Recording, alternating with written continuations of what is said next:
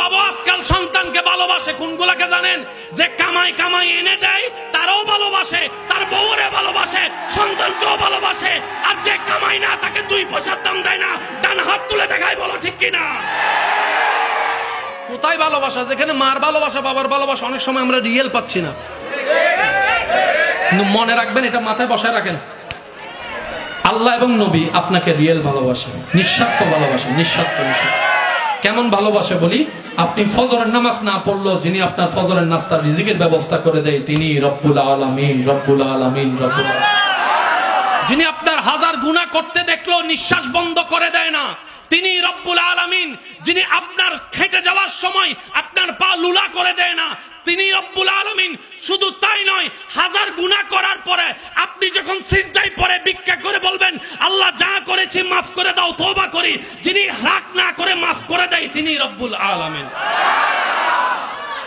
এরকম কেউ আর ভালোবাসে নাই, ভালোবাসতে পারবে না। আরেক হচ্ছেন আপনার নবী রাহমাতুল্লিল আলাইহি। নবী আঙ্গুল তুলেছেন, সান 2 ভাগ। নবীর উম্মত যারা একটু বুঝে বলেন না সুবহানাল্লাহ। নবী আপনার আমার নবী আঙ্গুল তুলেছেন, আল্লাহ আসমানের চাঁদকে 2 ভাগ করে দেখিয়েছেন। আপনার আমার নবী দোয়া করেছেন, ডুবন্ত সূর্যকে তুলে আল্লাহ আবার আসর পর্যন্ত এনে থমকে দিয়েছেন। আপনার আমার নবী রাস্তা দিয়ে হেঁটে যাচ্ছেন, পাথর পর্যন্ত নবীকে সালাতু সালাম দিচ্ছেন। আর একটু জোরে জোরে বলি না সুবহানাল্লাহ। নবী রাস্তা দিয়ে হেঁটে যাচ্ছেন, বিশাল আকারের পাহাড় উহুদ পাহাড় নবীকে সালাম দিচ্ছেন। আপনার আমার নবীকে আল্লাহ এমন শান, মান, আজমত, ইজ্জত দান করেছেন। ইমানদার ভাইয়েরা খেয়াল করবেন, অন্য নবীদেরকে আল্লাহ বিশেষ বিশেষ কিছু পাওয়ার মুআজিজা দান করেছেন। অনেকেই কিতাবে লিখছেন আপনার আমার নবীর যতগুলা মুআজিজা, সবগুলা মুআজিজা যদি আল্লাহ নাও দিত, চেহারাটাই ছিল অন্যতম মুআজিজা। আপনার আমার নবীর চেহারা মোবারক ছিল আল্লাহর দেওয়া একটা মুআজিজা। কেমন মুআজিজা?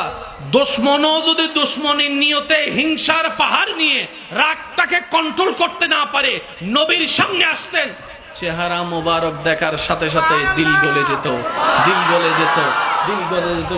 হযরত ওমর ফারুক রাদিয়াল্লাহু তাআলা 39 জন যখন মুসলমান হয়েছেন, নবীকে হত্যা করার জন্য ফারুক আজম যখন গিয়েছেন, নবীর চেহারা দেখার সাথে সাথে